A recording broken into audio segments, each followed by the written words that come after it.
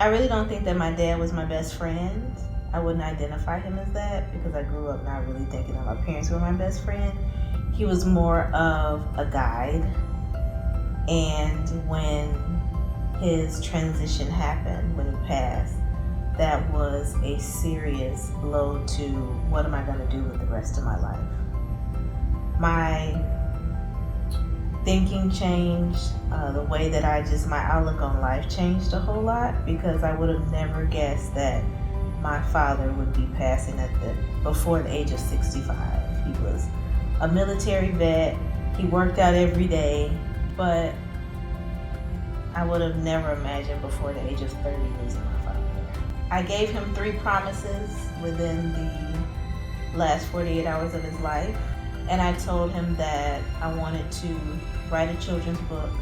I was going to finish grad school with high honors because that's something that he was really looking forward to, and that I was going to start doing documentaries, not knowing that one of the documentary projects would lead to me telling the story of grief, especially in our community.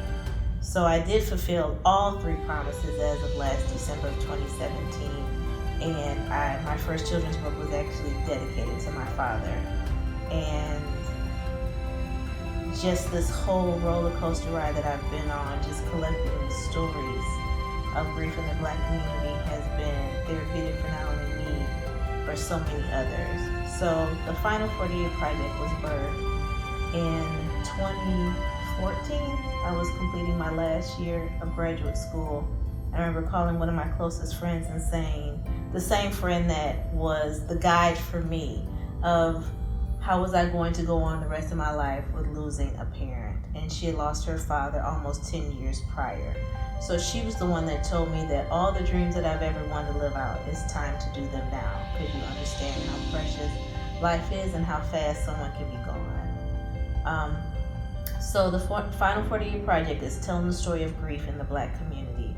Growing up with my father, he was, like I said, he was more of a guide, so he didn't really show too much emotion. My mom was more of the emotional one. She was a touchy-feely one. I even joke with my dad from time to time, you didn't start hugging me till I was 20. I knew you loved me, but you didn't start hugging me until I was 20.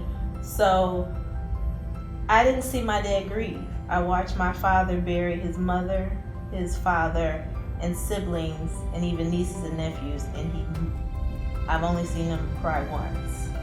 So I wanted to unpack what it looks like to even grieve in our community, because there was so many men in my family that I knew that the mental health was there and they were struggling with a few things, but they never talked about it. I had an aunt that passed less than a year after my grandmother, and my dad would say from time to time she died of a broken heart, and I never wanted that to be me after I lost my father. So I decided to go on this journey of not only telling the story of my grief, but telling the story of grief with so many others that are in my community. So I've traveled all across the country. I've collected these stories and I've uploaded them on the website, thefinal48.org, and it's been an amazing, amazing experience. I've had countless people saying, that story really, really helped me. That story has helped me to want to share my story of grief with others. I want to start a support group. I've never told this story before, and that was the whole purpose of me even starting the project. But did I always start with my story? No. No, I didn't. It took me a while to even be comfortable to tell the story of losing my dad.